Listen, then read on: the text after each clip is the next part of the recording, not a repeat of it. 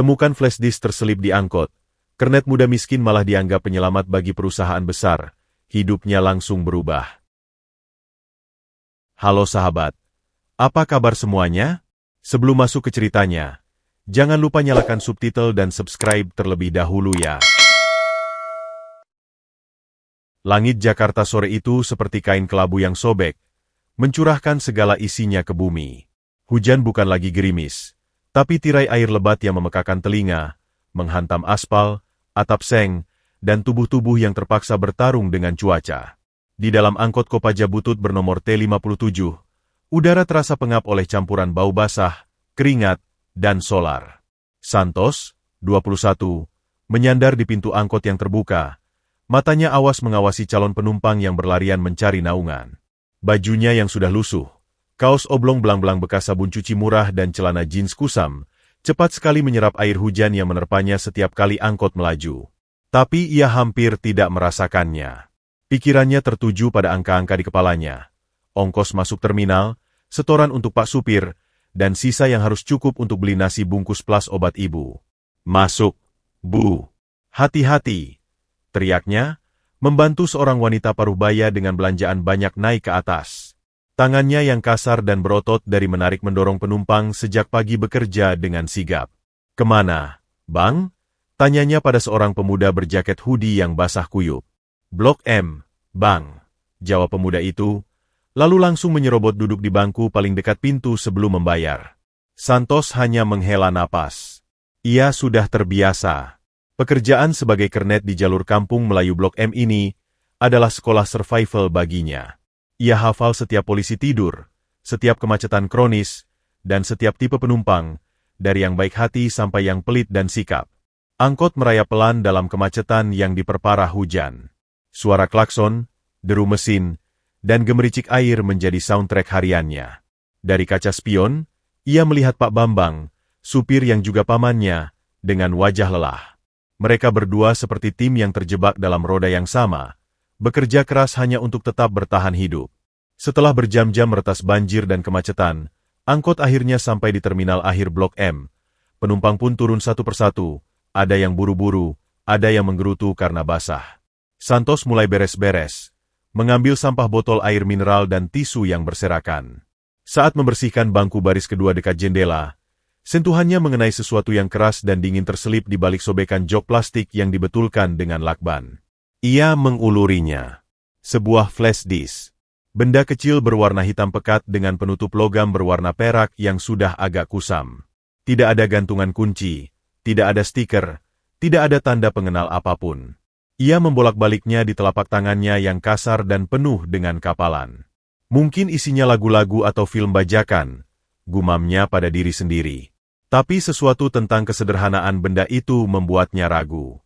Biasanya flash disk untuk hiburan punya hiasan. Ini polos dan terkesan profesional. Ia memasukkan flash disk itu ke saku celananya yang sudah basah. Siapa tahu pemiliknya orang kantoran, mungkin bisa memberi imbalan. 10.000, 20.000, itu sudah bisa menutupi kekurangan setoran hari ini atau menambah uang untuk beli vitamin ibu. Sebuah harapan kecil, tipis seperti benang, menyala di dadanya yang lelah. Hari ini setoran pas-pasan, San, ujar Pak Bambang sambil menghitung uang krecekan. Bensin lagi naik, tapi ongkos nggak boleh naik. Dasar. Santos mengangguk, membagi hasil dengan cepat. Ia mendapat bagian yang cukup untuk 2 hari makan sederhana. Tidak lebih. Sambil menenteng kantong plastik berisi pakaian ganti dan botol air minum isi ulang, ia melangkah keluar terminal menuju halte Transjakarta. Hujan sudah reda menjadi gerimis, meninggalkan genangan dan udara yang basah. Dari kejauhan, gedung-gedung pencakar langit di kawasan Sudirman berdiri megah. Jendela-jendelanya berpendar dengan cahaya lampu. Dunia yang sama sekali berbeda dengan dunianya di atas angkot yang bergetar dan berbau. Ia memandangnya sekilas, lalu menunduk, mengencangkan ikat pinggangnya yang sudah longgar. Flash disk di sakunya terasa berat, meski ukurannya kecil. Malam itu, di kamar kos sempitnya yang hanya berisi kasur lipat dan kardus berfungsi sebagai lemari, Santos memandang flash disk hitam itu di bawah cahaya lampu neon 5 watt. Ibu di kampung pasti tidur sudah. Adiknya mungkin masih belajar dengan lampu minyak. Dadanya sesak. Besok, bisiknya pada benda kecil itu, seolah-olah benda itu bisa mendengar. Besok aku cari pemilikmu. Ia menaruhnya dengan hati-hati di dalam kaleng bekas biskuit yang berfungsi sebagai tempat penyimpanan barang berharganya. KTP, kartu keluarga, dan sedikit uang logam simpanan. Flash disk itu kini bukan lagi sekadar benda temuan, tapi sebuah simbol harapan. Harapan bahwa mungkin, hanya mungkin, nasib bisa berubah arah dengan sebuah kebenaran kecil yang ia pegang di tangannya.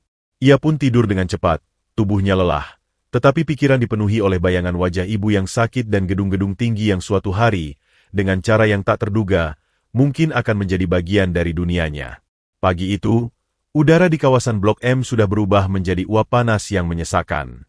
Sisa-sisa genangan hujan semalam menguap, meninggalkan bau apek tanah basah dan limbah kota. Santos turun dari angkot yang ia tumpangi sebagai penumpang biasa, suatu ironi yang tak pernah hilang rasanya. Di tangannya, ia menggenggam erat kaleng biskuit bekas yang dibungkus kantong kresek hitam. Warung internet, NetJoss, terletak di sebuah gang sempit di belakang pasar. Udara di dalamnya pengap oleh asap rokok dan panas dari selusin komputer tua. Pengunjungnya beragam. Anak sekolahan main game, pengangguran buka-buka media sosial, dan beberapa orang yang mencari lowongan kerja dengan wajah serius. Masih ada yang kosong, Bang? Tanya Santos pada pria berkaos oblong yang menjadi penjaga warnet. Nomor 7. Paling pojok. 5.000 per jam. Nggak pakai makannya. Jawab pria itu singkat, tanpa mengangkat pandang dari layar ponselnya. Santos mengangguk, mengeluarkan uang 5.000-an yang lecek dari saku celananya. Uang yang sebenarnya bisa untuk ongkos pulang atau beli sebungkus nasi padang. Tapi rasa penasaran dan harapan tipis itu lebih kuat. Komputer di bilik nomor 7 adalah yang paling tua.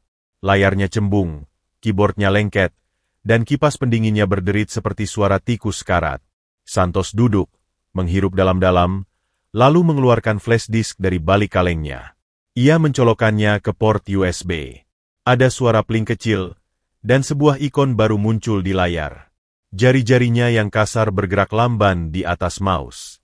Ia membuka folder pertama, diberi label Proyek Merapi. Isinya membuat alisnya berkerut. File-file dengan nama seperti Financial Model V3XLSX, D_Diligence_Report PDF, dan Merger_Term Sheet_Final Doc.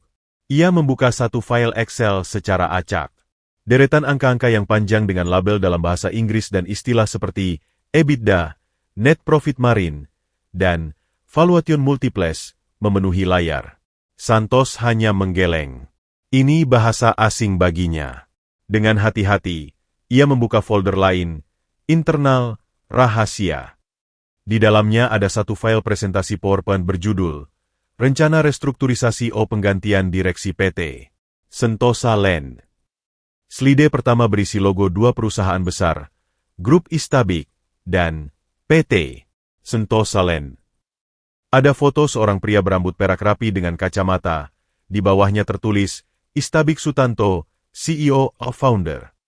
Di slide berikutnya, ada foto pria lain yang lebih muda, bermata sipit dan tersenyum tipis, dengan label Albert Tanujaya, Direktur Keuangan, calon di PHK karena penyimpangan. Jantung Santos berdegup kencang. Ia membuka file dokumen lain. Surat peringatan untuk Albert Tanujaya, lengkap dengan tanda tangan digital. Laporan investigasi internal tentang dugaan penggelapan dana proyek senilai miliaran rupiah. Dan yang paling mengerikan, sebuah draft email yang belum dikirim, ditujukan ke alamat yang aneh, bukan Gmail atau Yahoo, berisi kalimat, data lengkap merger sudah saya dapat. Transfer 5M ke rekening luar negeri seperti kesepakatan. Setelah itu, saya akan bocorkan ke media dan proyek ini akan gagal total. Santos menutup file itu secepat mungkin. Napasnya tersengal. Keringat dingin mengucur di pelipisnya. Ini bukan sekadar data kantoran. Ini adalah bom waktu. Orang bernama Albert ini bukan hanya korban PHK, tapi pengkhianat yang berencana menjual perusahaan ke musuh. Ia membuka browser, mengetikkan Grup Istabik dengan jari gemetar. Hasil pencarian memenuhi layar.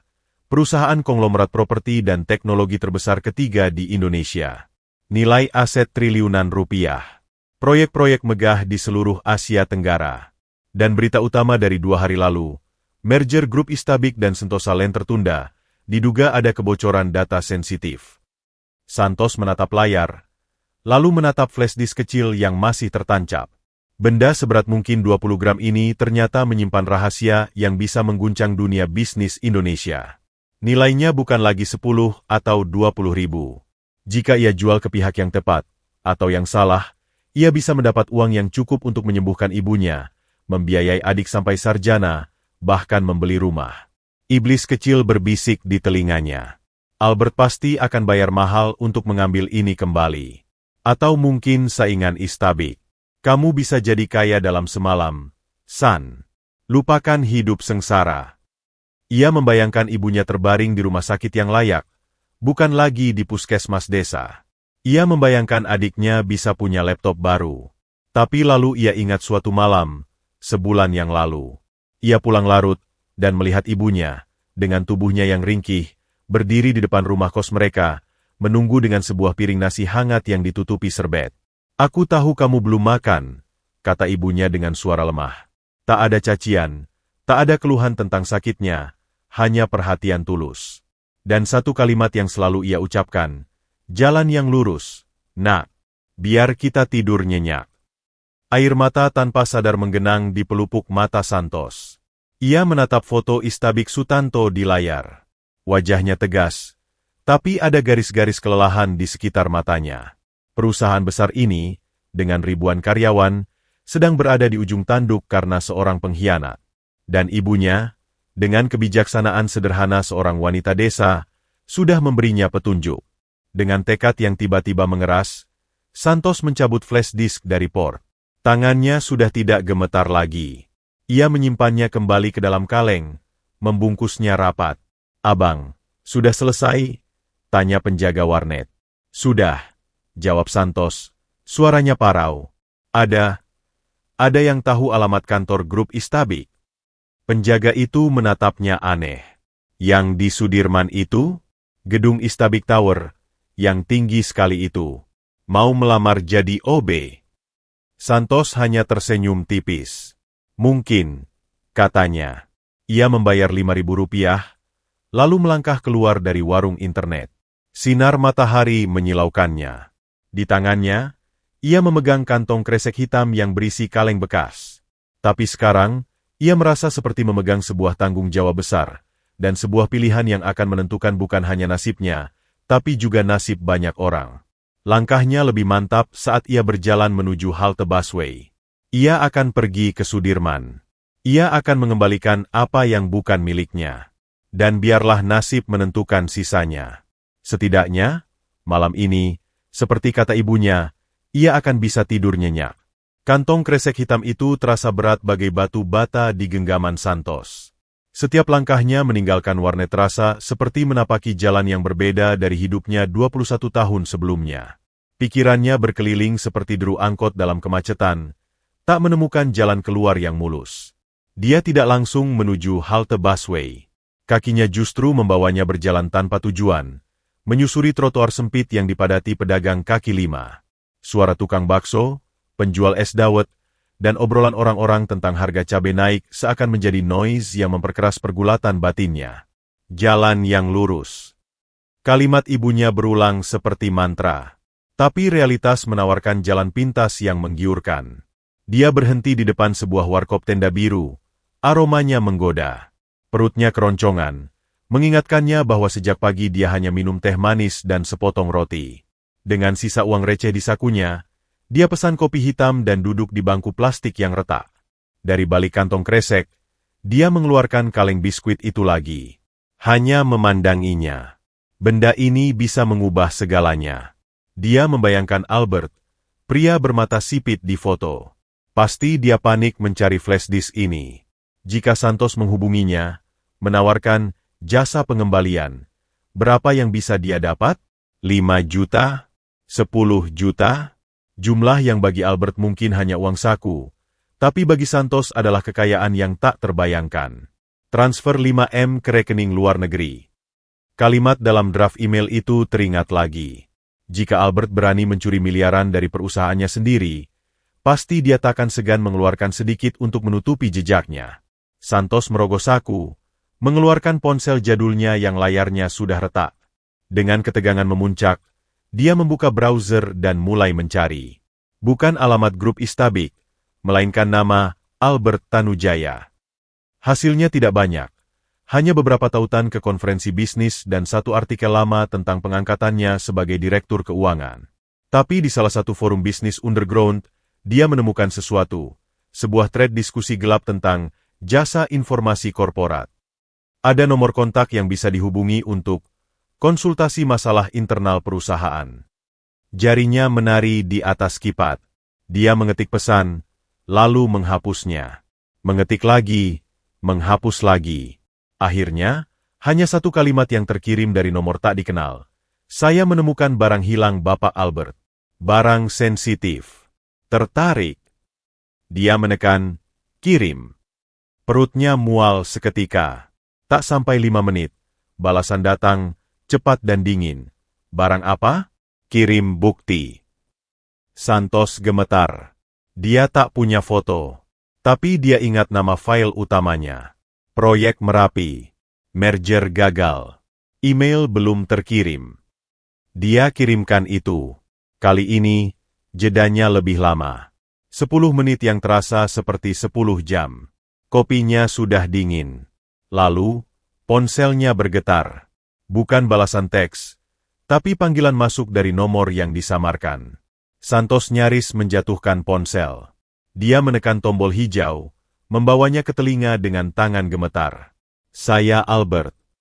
Suara di seberang datar, berkarisma, tapi ada ketegangan yang tertahan.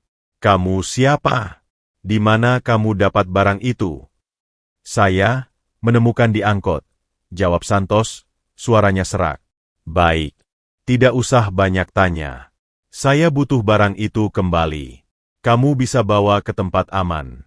Saya akan beri 20 juta. 20 juta. Angka itu menggema di kepala Santos. Cukup untuk operasi ibunya, membayar utang-utang, bahkan sisa untuk modal usaha kecil. Tapi suara Albert itu menusuk. Dingin. Penuh perhitungan. Santos bisa mendengar ambisi dan keputusasaan di balik nada bicaranya yang terukur. Bagaimana caranya? Tanya Santos, mencoba menahan gejolaknya. Kita bertemu. Saya kirim orang. Kamu serahkan flash disk. Kamu dapat uang. Sederhana. Lalu, dengan nada yang tiba-tiba lebih rendah, lebih mengancam, Albert menambahkan. Tapi jika kamu bicara ke siapapun, terutama ke Istabik, kamu dan keluargamu akan dalam masalah. Saya tahu caranya mencari orang. Ancaman itu seperti tamparan. Santos membayangkan ibunya yang lemah, adiknya yang masih polos. Dunia Albert adalah dunia tanpa hukum selain uang dan kekuasaan. Apakah dia bisa mempercayainya? Apakah setelah menyerahkan flash disk, Santos justru akan lenyap demi menutup mulut? Saya perlu berpikir, gumam Santos. Jangan terlalu lama. Barang itu tidak berguna bagimu. Hanya akan membawa sial. 1 jam. Saya tunggu konfirmasi. Telepon pun putus. Santos menatap ponselnya, lalu menatap kaleng biskuit di depannya. 2 pilihan sekarang berbenturan keras. Pilihan pertama bertemu Albert. 20 juta instan. Tapi hidupnya dan keluarganya mungkin terancam. Dia juga akan membantu seorang pengkhianat merugikan perusahaan besar, dan mungkin ribuan karyawan yang tak berdosa ikut terkena imbas. Tidurnya tak akan pernah nyenyak lagi. Pilihan kedua pergi ke Istabik. Mengembalikan dengan jujur. Risikonya, mungkin dia cuma dapat ucapan terima kasih dan imbalan receh. Atau malah dituduh mencuri data itu sendiri.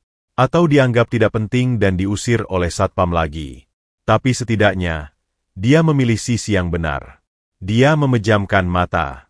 Bayangan terakhir yang muncul bukanlah tumpukan uang 20 juta. Bukan juga gedung Istabik yang megah. Tapi sebuah rumah panggung kayu sederhana di desa. Ibunya sedang duduk di depan pintu, memandang ke arah jalan, menunggu kepulangannya. Wajahnya yang keriput tersenyum lemah. Jalan yang lurus, nak. Dan ada satu hal lagi yang mengusik hatinya. Foto Istabik Sutanto di layar warnet tadi. Di balik wajah tegas dan kacamata itu, ada sesuatu yang mirip dengan Pak Bambang, pamannya yang supir angkot. Ada kelelahan seorang lelaki yang memikul beban besar. Bedanya, beban Pak Bambang adalah setoran angkot. Beban Pak Istabik adalah sebuah kerajaan bisnis dan nasib ribuan keluarga. Santos tiba-tiba merasa, mereka tidak berbeda jauh. Keduanya adalah pria yang berjuang di medan masing-masing. Keputusannya matang bukan karena keberanian besar, tapi karena ketakutan yang lebih kecil. Dia lebih takut kehilangan rasa hormat pada dirinya sendiri dan air mata ibunya daripada kehilangan uang 20 juta. Dengan tangan yang kini mantap, dia mengambil ponselnya. Bukan membalas Albert, tapi menghapus seluruh riwayat percakapan dan memblokir nomor itu. Lalu dia berdiri, merogoh saku, dan mengeluarkan uang 1000-an untuk membayar kopinya. Dia mengangkat kaleng biskuit itu, memandangnya sekali lagi. Sekarang, benda ini bukan lagi godaan atau ancaman. Ini adalah tanggung jawab. "Ma, aku pilih jalan lurus," bisiknya pada angin, seolah ibunya bisa mendengar. Langkahnya kini berbalik arah, menuju halte busway yang akan membawanya ke jantung kota, ke menara kaca bernama Istabik Tower. Dia memilih sisi yang rapuh, sisi kejujuran, dengan keyakinan bahwa terkadang, hal yang paling berat dijalani adalah hal yang paling ringan untuk ditanggung di hati. Rasa mualnya hilang, digantikan oleh ketenangan aneh. Apapun yang menunggu di sana, dia siap menghadapinya. Bus Transjakarta bergerak pelan dalam lautan logam beroda. Santos berdiri erat di antara kerumunan, melindungi kaleng biskuit di dalam kantong kresek dengan kedua lengannya. Setiap hentakan dan belokan membuatnya khawatir benda di dalamnya akan rusak. Pikiran tentang Albert dan ancamannya masih sesekali menyergap, tapi dia terus mengusirnya dengan mengingat wajah ibunya. Ketika bus berbelok ke Jalan Sudirman, pemandangan di luar berubah drastis. Trotoar luas, pepohonan rapi, dan gedung-gedung menjulang dengan desain futuristik. Udara terasa berbeda, lebih bersih, lebih dingin, lebih asing. Santos merasa seperti ikan lele yang tersesat di akuarium para ikan hias mahal. Dia turun di halte yang tepat di seberang sebuah kompleks gedung kembar yang megah. Istabik Tower. Kaca-kaca berwarna biru keabuannya memantulkan langit Jakarta dan gedung-gedung di sekitarnya. Bentuknya ramping, elegan, dan mencolok dengan logo huruf I yang besar dan bercahaya di puncaknya. Santos terdiam sejenak, menelan ludah. Dia pernah melihat gedung ini dari jauh, di atas angkot, tapi berdiri di kakinya. Rasanya seperti mengunjungi istana di negeri dongeng. Dengan hati berdebar, dia menyeberang melalui jembatan penyeberangan. Sepatu sandal jepitnya yang sudah tipis terasa licin di lantai granit mengilap lobi utama. Ruangan itu sangat luas, sangat tinggi, dan sangat sepi. Suara langkahnya bergema. Di tengah ruangan ada sebuah patung kontemporer dari logam berputar perlahan. Di sekelilingnya, beberapa orang berkemeja rapi dan berkaki duduk di sofa kulit, berbicara dengan suara rendah atau mengetik di laptop. Mata Santos mencari resepsionis. Dia menemukannya di sebelah kiri, sebuah meja panjang dari marmer putih dengan 3 wanita cantik berseragam abu-abu mutiara yang tersenyum sempurna. Dia mendekat, rasa minder menahannya di tengah jalan. Bau parfum mahal dan aroma kopi espresso memenuhi indranya. "Saya boleh tanya?" Suara Santos terdengar kecil dan parau. Salah satu resepsionis, yang name tag-nya tertulis Chandra, mengalihkan pandangan dari komputernya. Senyumnya tetap tergantung, tapi matanya yang tajam menyapu Santos dari kepala hingga kaki. Rambut acak-acakan, kaos oblong lusuh, celana jeans pudar, sepatu sandal jepit, dan kantong kresek hitam yang lecek. Senyumnya tidak sampai ke mata. "Ada yang bisa saya bantu, Mas?" tanyanya. Nada profesional tapi dingin. "Saya mau ketemu Pak Istabik," kata Santos, berusaha terdengar percaya diri. Senyum Chandra sedikit kaku. "Bapak ada janji dengan siapa?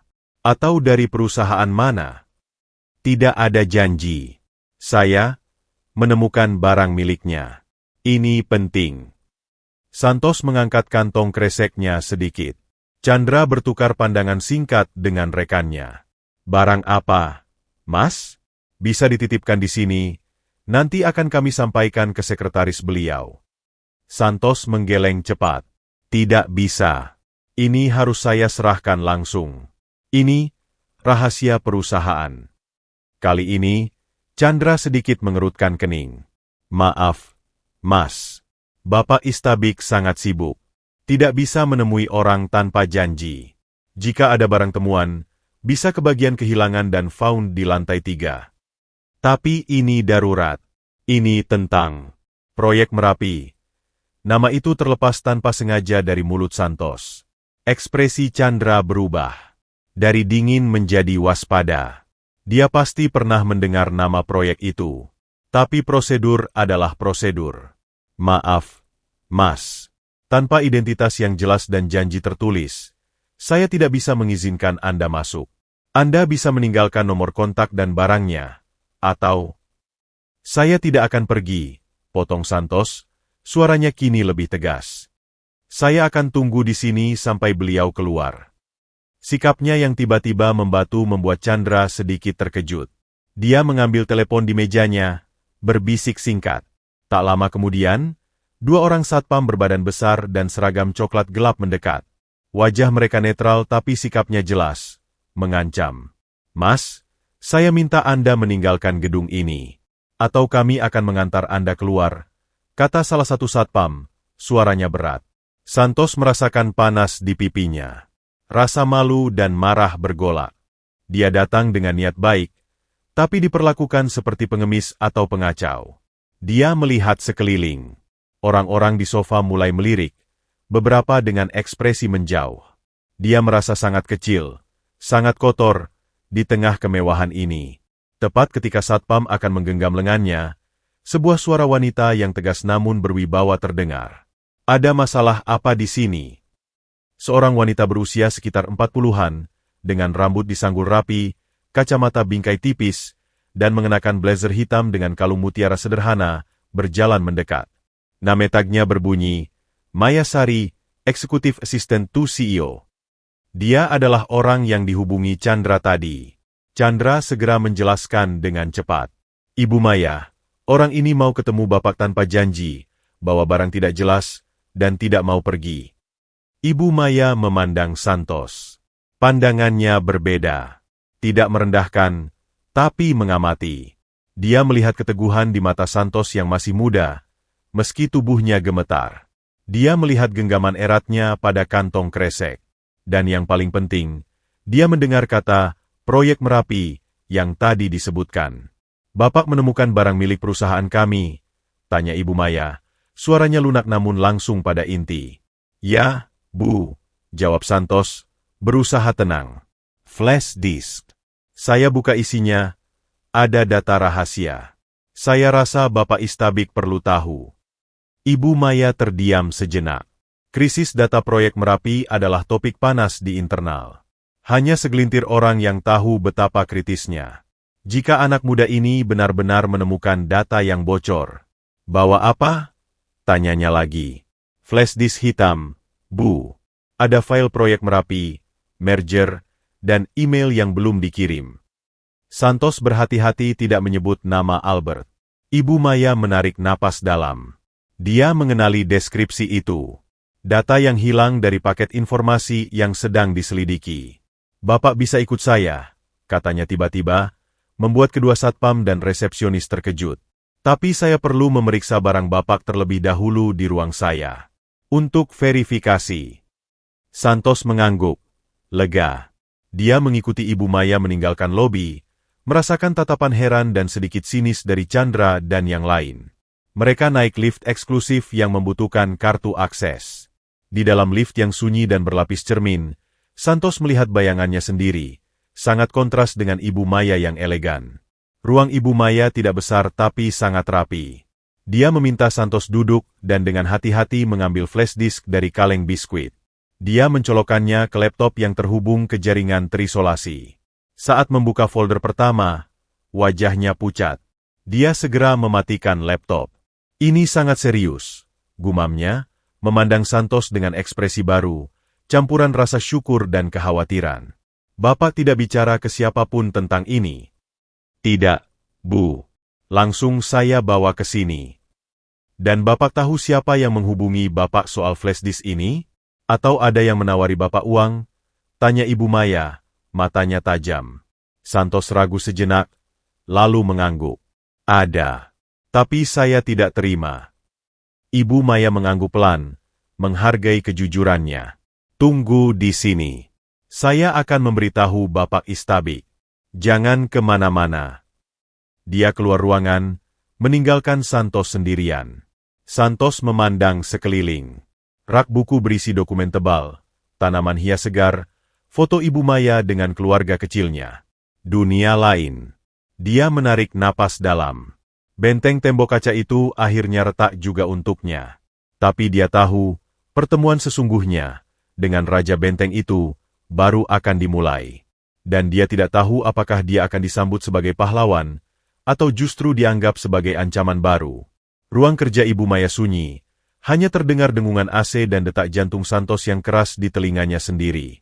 15 menit terasa seperti 15 jam. Pikirannya melayang pada Albert. Apakah ancamannya serius? Apakah keluarganya di kampung sudah diawasi? Santos merogoh ponsel jadulnya, ingin menelpon ibunya, tapi takut justru menarik perhatian yang tidak diinginkan. Dia memutuskan mengirim pesan singkat, lagi cari kerja di kota, MA. Sehat-sehat ya. Sebelum balasan datang, pintu terbuka. Ibu Maya masuk dengan ekspresi yang sulit dibaca. Bapak Istabik akan menemui Anda.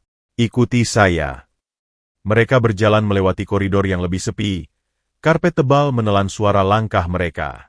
Di ujung koridor, ada sepasang pintu kayu mahoni tinggi dengan gagang kuningan berkilau. Ibu Maya mengetuk 3 kali, pelan namun tegas. Suara dari dalam, masuk.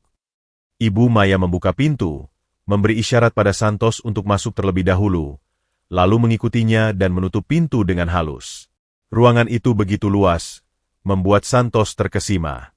Satu sisi adalah dinding kaca dari lantai ke langit-langit, menghadap langsung ke panorama Jakarta yang megah. Di tengah ruangan, sebuah meja kerja raksasa dari kayu gelap tampak kokoh. Dan di belakang meja itulah, Istabik Sutanto duduk. Dia tidak sedang melihat keluar jendela atau menatap layar komputer. Dia sedang berdiri, tangan di sakunya, menatap langsung ke arah Santos. Sosoknya lebih tegap dan berwibawa daripada di foto. Rambut peraknya disisap rapi. Kacamata frameles mempertegas sorot matanya yang tajam seperti elang. Dia mengenakan kemeja lengan panjang putih sederhana, tanpa dasi. Tapi aura, pemilik kerajaan, itu terpancar kuat. Ini dia, Pak Santos, kata Ibu Maya memperkenalkan. Istabik tidak langsung menyapa. Matanya menyapu Santos dari ujung kepala hingga kaki, menilai, menganalisis, seperti sedang membaca laporan keuangan yang rumit. Pandangannya berhenti pada kantong kresek hitam di tangan Santos. Katakan padaku, apa yang kau temukan? Suara Istabik dalam, berat, namun tidak keras. Santos berusaha menelan ludah. Saya menemukan flash disk ini di angkot saya, Pak. Dia mengeluarkan kaleng biskuit dan mengambilkan flash disk, menaruhnya di atas meja dengan hati-hati. Kau sudah lihat isinya? Saya buka sedikit, Pak, di warnet, untuk cari tahu pemiliknya. Apa yang kau lihat? Santos menarik napas. File tentang proyek Merapi, merger, dan email yang belum dikirim. Dari Bapak Albert. Dia memilih kata-kata dengan hati-hati. Wajah Istabik berkerut sesaat mendengar nama Albert. Sebuah kedutan halus di pelipisnya. Dia mengambil flash disk, membolak-baliknya, lalu menatap Santos lagi. Kenapa kau membawanya ke sini? Bukan ke polisi? Atau menjualnya? Tanya Istabik, langsung pada inti. Banyak orang yang akan membayar mahal untuk ini. Pertanyaan itu seperti pisau bedah. Santos merasa terbuka dan telanjang. Ibu saya selalu bilang, jalur yang lurus biar tidur nyenyak. Pak, jawabnya, polos. Dan, saya rasa, data ini bukan milik saya. Ini penting untuk banyak orang. Istabik terdiam lama. Pandangannya tidak lagi mengintimidasi, tapi lebih dalam, seperti sedang mencari sesuatu di balik mata Santos. Kemudian, Dia berjalan perlahan ke sisi meja, bersandar di pinggirnya, lebih dekat dengan Santos. Kau tahu, perusahaan ini sedang dalam krisis karena kehilangan data ini. Nilainya bukan sekadar miliaran rupiah. Ini tentang reputasi, kepercayaan investor, dan nasib 7.000 karyawan. Kami sudah berburu selama 3 hari. Dan ternyata, ada di dalam angkot. Suaranya terdengar lelah. Namun ada nada takjub yang halus. Dia mengangkat flash disk itu. Benda kecil ini bisa menghancurkan semua yang saya bangun selama 30 tahun. Dan kau, seorang pemuda yang bahkan mungkin kesulitan membayar sewa kos, memilih untuk mengembalikannya. Istabik menggeleng pelan. Di dunia saya, itu langka. Sangat langka. Santos hanya diam, tidak tahu harus berkata apa. Ada yang menghubungimu? Tanya Istabik tiba-tiba, suaranya rendah. Mereka yang ingin mengambil ini. Santos mengangguk, ragu-ragu. Seseorang yang mengaku Bapak Albert, menawari uang, dan mengancam. Api kemarahan menyala sekilas di mata Istabik, tapi cepat padam. Dia menghela napas panjang. Albert, gumamnya, lebih kepada dirinya sendiri. Dia selalu cerdas. Tapi keserakahannya buta. Lalu, menatap Santos lagi, kau menolaknya? Iya, Pak. Kenapa? Uangnya bisa mengubah hidupmu. Santos memandang lurus ke mata Istabik. Kali ini, tidak ada rasa takut. Karena ancamannya termasuk keluarga saya, Pak. Dan saya rasa, orang yang mengancam keluarga orang lain, bukan orang yang bisa dipercaya. Kalimat itu seakan menyentuh sesuatu dalam diri Istabik. Wajahnya yang keras berkerut, lalu melunak. Sebuah emosi yang jarang terlihat, mungkin rasa haru, atau pengakuan, melintas di matanya. Keluargamu di mana? Tanyanya, suaranya lebih lembut. Di Cianjur, Pak. Ibu saya sakit, adik masih sekolah. Dan kau bekerja sebagai kernet? Iya, Pak. Dengan pamanku. Istabik mengangguk pelan. Dia berbalik, menghadap jendela, memandang kota di bawahnya. Saya datang dari desa juga, dulu, katanya tiba-tiba, suaranya terdengar jauh. Jualan koran dan asongan di terminal. Saya tahu rasanya diusir satpam, diremehkan orang, dan memegang prinsip ketika godaan uang datang. Dia berbalik lagi. Tapi saya lupa. Sudah lama sekali saya lupa rasanya. Dia mendekati Santos, berdiri tepat di hadapannya. Kau tidak hanya mengembalikan data. Kau mengingatkan saya pada sesuatu yang sangat penting. Lalu, dengan nada yang berubah, menjadi lebih resmi namun tulus, perusahaan ini berhutang besar padamu. Bukan hanya hutang materi. Istabik menoleh ke Ibu Maya yang berdiri tenang di dekat pintu. Maya, tolong siapkan dokumen. Santos akan menjadi karyawan grup Istabik. Mulai besok. Posisi, staf khusus di bawah pengawasan langsung saya. Gaji disesuaikan dengan level junior eksekutif. Dan siapkan bantuan medis untuk ibunya, serta beasiswa untuk adiknya. Semua biaya ditanggung perusahaan. Santos terpana. Mulutnya terbuka sedikit. Ini di luar semua imajinasinya. Dia hanya mengharapkan uang terima kasih, mungkin beberapa ratus ribu. Bukan ini. Pak, saya cuma lulusan SMA. Saya tidak bisa apa-apa. Protesnya lemah. Istabik tersenyum tipis untuk pertama kalinya. Senyum yang mengubah seluruh kesan wajahnya. Kau bisa melakukan hal yang paling sulit. Jujur dan berprinsip. Itu fondasi yang lebih kuat daripada gelar apapun. Sisanya bisa dipelajari. Dia mengulurkan tangannya. Selamat bergabung, Santos. Santos melihat tangan itu, tangan yang bersih, dengan jam tangan sederhana namun elegan, lalu melihat tangannya sendiri yang kasar dan kotor. Dia ragu, tapi kemudian menjabatnya. Jabatan tangan Istabik kuat, hangat, dan tegas. Terima kasih, Pak, adalah satu-satunya kata yang bisa dia ucapkan. Suaranya bergetar. Maya, tolong antar Santos ke bagian SDM dan urus semua administrasi. Beri dia kartu akses sementara, perintah Istabik. Dan, tambahnya, melihat Santos, Kau punya musuh sekarang. Albert tidak akan tinggal diam. Dari sekarang, kau adalah bagian dari perusahaan ini. Kami akan melindungimu. Tapi kau juga harus waspada. Santos mengangguk. Perasaan campur aduk. Syukur, ketakutan, ketidakpercayaan, dan sedikit harapan. Saat dia meninggalkan ruangan itu bersama Ibu Maya, dia menoleh sekali lagi. Istabik sudah kembali di belakang mejanya, memandangi flash disk hitam itu. Wajahnya kembali serius, penuh beban, tapi ada sedikit cahaya baru, cahaya dari keyakinan bahwa masih ada kebaikan di luar tembok kaca gedung tingginya. Santos berjalan di koridor mewah, pikirannya berputar. Dia telah bertemu sang raja, dan sang raja memberinya tempat di kerajaan. Tapi dia juga tahu, istana selalu memiliki lorong-lorong gelap, dan musuh yang tersingkir adalah musuh yang paling berbahaya. Babak baru hidupnya dimulai dengan gemilang, namun dihantui bayangan ancaman yang belum sirna. Ruangan SDM di lantai 15 tak kalah megahnya dengan lantai eksekutif. Kaca, krom, dan kayu gelap. Suasana hening namun berdenyut dengan aktivitas sunyi. Ibu Maya mendampingi Santos dengan sabar, menjelaskan setiap formulir yang harus diisi. Posisi, staf khusus CEO, adalah posisi baru, ujar Ibu Maya sambil menyerahkan selembar kertas berisi deskripsi kerja. Anda akan membantu Bapak Istabik dalam tugas-tugas khusus, seringkali bersifat rahasia. Laporan langsung ke beliau atau ke saya. Santos membaca poin-poinnya dengan mata berbinar-binar. Gaji bulanan, Rp 15.000.000.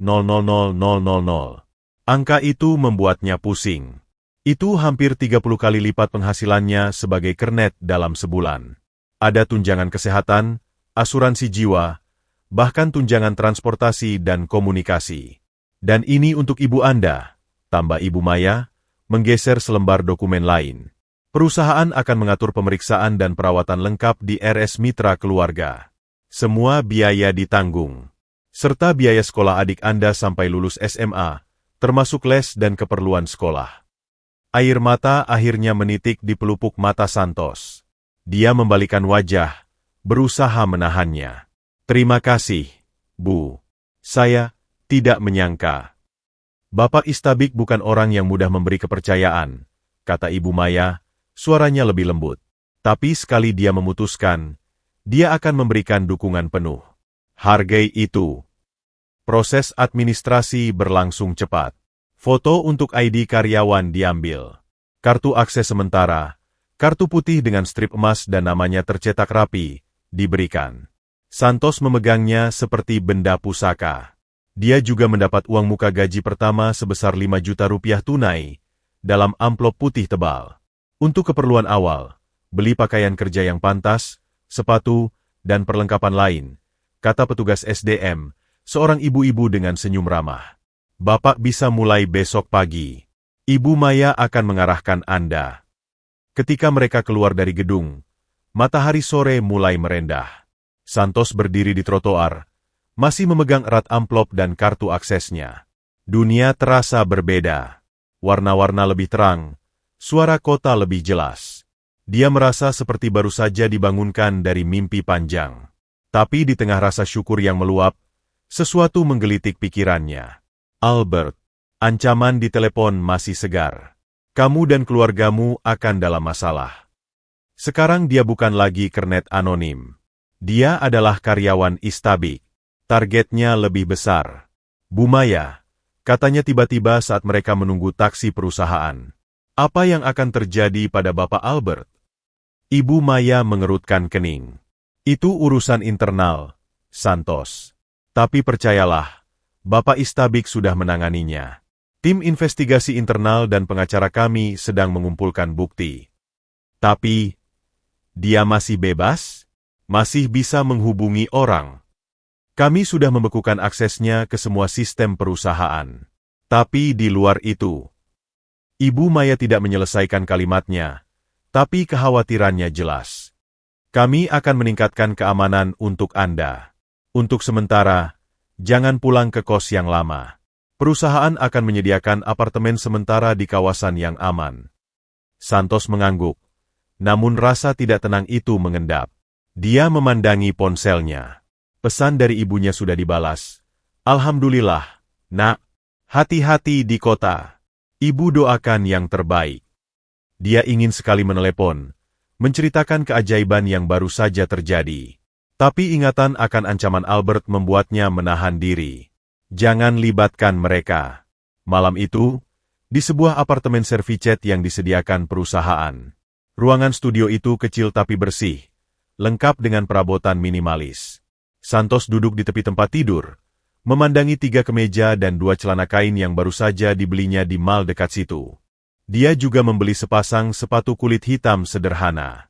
Uang di amplopnya berkurang drastis, tapi untuk pertama kalinya dalam hidupnya, dia membeli barang baru, bukan bekas. Ponselnya berdering. Nomor tidak dikenal lagi. Dia menghela napas, lalu mengangkat. Halo. Selamat. Ya. Langsung dapat posisi mentereng. Suara Albert. Dingin, datar, namun menyimpan amarah yang mendidih. Staf khusus CEO. Cepat sekali naiknya. Bagaimana Anda tahu? Tanya Santos. Jantungnya berdebar kencang. Di perusahaan sebesar ini, saya masih punya telinga. Meski akses dicabut, informasi masih mengalir. Ada jeda. Kau pilih sisi yang salah, anak muda. Istabik hanya memanfaatkanmu. Begitu kau tidak berguna, dia akan buang kau seperti sampah. Kenapa Anda peduli? Data sudah kembali.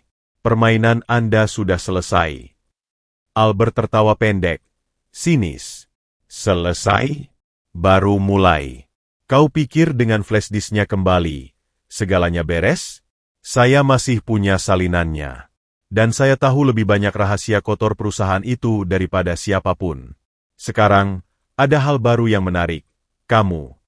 Santos menggenggam ponselnya lebih erat.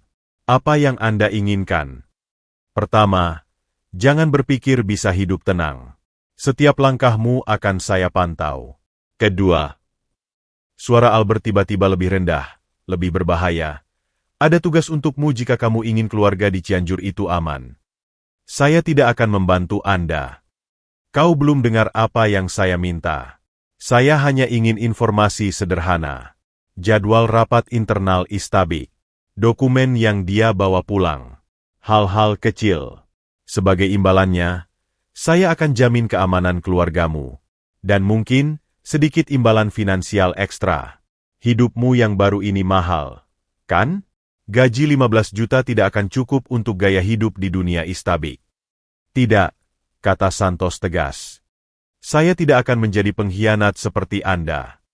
Jeda panjang. Lalu, suara Albert berubah menjadi bisikan yang menusuk. Kau punya adik perempuan, kan? Namanya Sari, kelas 2 SMA, pulang sekolah naik angkutan desa jam 4 sore. Santos membeku. Darahnya serasa beku. Jangan sentuh dia. Itu terserah kamu, desis Albert. Saya akan hubungi lagi besok. Pikirkan baik-baik. Kerjasama, atau hidupmu yang baru ini akan hancur berantakan sebelum sempat menikmatinya. Telepon putus. Santos duduk terdiam, tubuhnya gemetar. Rasa bahagia tadi sirna, digantikan oleh ketakutan yang membekukan. Dia melihat kartu karyawannya yang berkilau. Itu bukan tiket untuk hidup baru. Itu adalah tanda target di punggungnya. Dia memandangi ponselnya. Ada 2 pilihan lagi, melapor ke Istabik atau menghadapi sendiri. Tapi jika melapor, apakah Istabik bisa melindungi keluarganya di desa yang jauh? Atau justru akan memicu Albert bertindak lebih nekat? Dia mengangkat ponsel, mencari kontak Ibu Maya. Jarinya tertahan di atas tombol hubung. Bayangan adiknya, Sari, dengan seragam putih abu-abu dan senyum polosnya, muncul di pikirannya. Dia menekan tombol tersebut. Ibu Maya, saya perlu bicara. Ada ancaman dari Albert. Dia tahu tentang keluarga saya. Suaranya bergetar, tapi dipaksakan tenang. Di mana Anda sekarang? Tetap di apartemen. Saya akan kirim tim keamanan dan laporkan ke Bapak Istabik. Jangan buka pintu untuk siapapun. Jawab Ibu Maya cepat, profesional. Santos meletakkan ponsel. Malam pertama di kehidupan barunya dihabiskan dengan duduk di lantai, bersandar di pintu, mendengarkan setiap suara di koridor. Kartu karyawan berkilau di atas meja terlihat seperti benda asing. Tawaran yang mengubah segalanya ternyata datang dengan harga yang mungkin terlalu mahal, ketenangan jiwanya. Dan pertarungan yang dia kira sudah selesai, nyatanya baru saja memasuki babak yang lebih berbahaya. Dia sudah meninggalkan dunia angkot yang keras namun jujur, dan masuk ke dalam arena di mana senjata bukanlah tinju atau teriakan, tapi informasi, ancaman, dan pengkhianatan. Dia memejamkan mata, berdoa untuk keselamatan adiknya. Besok akan menjadi hari pertama kerjanya. Dan mungkin juga, hari pertama dalam permainan kucing-kucingan dengan seorang pengkhianat yang tak punya apa-apa lagi untuk dipertaruhkan. Hari pertama Santos sebagai staf khusus CEO dimulai dengan ketegangan yang menguras tenaga. Tim keamanan perusahaan telah menelepon keluarganya di Cianjur pagi-pagi buta, mengonfirmasi bahwa mereka aman dan akan dijaga oleh orang yang ditugaskan. Namun, rasa was-was itu tak sepenuhnya hilang. Ibu Maya menjemputnya di lobi apartemen. Wajahnya serius. Bapak Istabik ingin bertemu dahulu sebelum Anda mulai bekerja. Dan, ada beberapa hal yang perlu Anda ketahui. Perjalanan ke kantor terasa berbeda. Santos kini duduk di mobil dinas perusahaan, sebuah sedan hitam yang sunyi dan halus. Dia mengenakan kemeja putih baru dan celana kain abu-abu, merasa kaku dan tidak seperti diri sendiri. Sepatu kulitnya mengikat kaki dengan ketat, jauh berbeda dengan kenyamanan sepatu sandal jepitnya yang sudah ringsek. Istabik sudah menunggu di ruangannya. Pagi ini, dia terlihat lebih letih, dengan kantung mata yang lebih jelas. Keluargamu sudah aman, katanya langsung. Saya sudah kirim orang terpercaya. Mereka akan mengawasi sampai situasi dengan Albert selesai. Terima kasih, Pak, jawab Santos, lega namun masih cemas. Tapi Albert masih bebas. Dan dia punya koneksi. Di dalam perusahaan ini pun, mungkin masih ada yang loyal padanya. Lanjut Istabik, menatap Santos. Hari ini, saya ingin Anda mulai dengan mengenal lingkungan. Ibu Maya akan mengantar Anda ke setiap divisi penting. Perhatikan baik-baik. Dan, waspadai setiap orang yang terlalu penasaran dengan Anda. Tur dimulai dari lantai 25, Divisi Keuangan. Ruangan luas dengan kubikel-kubikel rapi, dipenuhi oleh orang-orang berkacamata dengan ekspresi serius. Saat Ibu Maya memperkenalkan Santos sebagai staf khusus CEO yang baru, beberapa kepala mengangguk sopan, tapi mata mereka menatap penuh tanya. Bisikan-bisikan halus terdengar. Yang mana? Yang itu. Katanya dari luar, bukan lulusan mana-mana. Dengar-dengar nemu flash disk rahasia, langsung diangkat. Santos mencoba tersenyum, tapi rasanya dipaksakan. Dia tidak mengerti istilah-istilah seperti audit trail, cash flow projection, atau regulatory compliance yang mereka bicarakan. Dia merasa seperti buta huruf di tengah perpustakaan. Lalu, di divisi teknologi informasi, seorang manajer muda bernama Rendra dengan kemeja lengan digulung menyambutnya dengan senyum lebar, terlalu lebar. Wah, si penyelamat perusahaan, seru Rendra, menjabat tangan Santos dengan kuat. Kami sudah dengar ceritanya. Hebat, masuk angkot saja bisa nemu harta karun. Santos tersenyum kecut. Ada sesuatu yang tidak tulus dalam nada Rendra. Kebetulan, kami lagi butuh orang yang jujur dan punya insting tajam di tim keamanan siber. Lanjut Rendra, matanya berbinar. Kalau ada waktu, mari kita ngobrol-ngobrol. Saya bisa kasih tahu celah-celah yang mungkin belum Bapak Istabik ketahui. Ibu Maya dengan halus menepis. Santos masih dalam masa orientasi, Ren. Nanti saja kalau sudah ada waktu. Saat mereka pergi, Ibu Maya berbisik. Rendra adalah anak didik Albert dulu. Hati-hati. Makan siang di kantin eksekutif di lantai 30 adalah cobaan berikutnya. Meja-meja panjang dengan pemandangan kota, makanan prasmanan lengkap. Santos mengambil nasi dan lauk sederhana, lalu duduk sendirian di pojok. Beberapa eksekutif muda di meja sebelah meliriknya, lalu tertawa kecil. Dia pakai sepatu baru banget. Ya, masih berkilap. Kemejanya juga kelihatan masih kaku. Kayak baru beli kemarin. Katanya dulu kernet angkot. Bayangin, dari angkot ke meja sebelah CEO. Cinderella versi lokal. Santos menunduk, menatap nasinya. Rasa malu membara di pipinya. Dia ingin sekali berdiri dan pergi, tapi kaki terasa kaku. Tiba-tiba, sebuah nampan ditaruh di seberang mejanya. Seorang wanita muda dengan rambut ikal diikat rapi, berkacamata, dan memakai blazer biru tua tersenyum ramah. "Boleh numpang?" "Semua meja penuh," katanya. Nama tagnya, Rena, asisten manajer pemasaran. "Silakan," jawab Santos, suaranya hampir tak terdengar. "Kamu Santos, ya? Yang baru bergabung?" tanya Rena sambil duduk. Suaranya hangat, tanpa nada merendahkan. "Iya." "Tur divisi tadi seru?" "Pasti overwhelming ya. Pertama kali masuk ke lingkungan seperti ini." Santos mengangguk, agak terkejut. "Iya. Banyak yang tidak saya mengerti." "Wajar kok. Saya dulu juga begitu. Lulusan kampus biasa, masuk sini antara takut dan minder," ujar Rena sambil menyuap makanannya. "Tapi lama-lama terbiasa. Yang penting survive dulu, pelan-pelan belajar." Mereka mengobrol singkat. Rena ternyata asli dari Bandung, anak tunggal, sudah bekerja di Istabik selama 3 tahun. Dia tidak menyinggung soal latar belakang Santos, tidak bertanya soal flash disk, hanya bercerita tentang suasana kantor dan divisinya. Divisi marketing itu paling ramai dan kreatif, tapi juga penuh drama, katanya sambil tertawa. "Kalau mau lihat sisi manusiawi perusahaan, datanglah ke lantai kami." Obrolan dengan Rena seperti oase di tengah padang gurun keasingan Santos. Tapi itu tidak bertahan lama.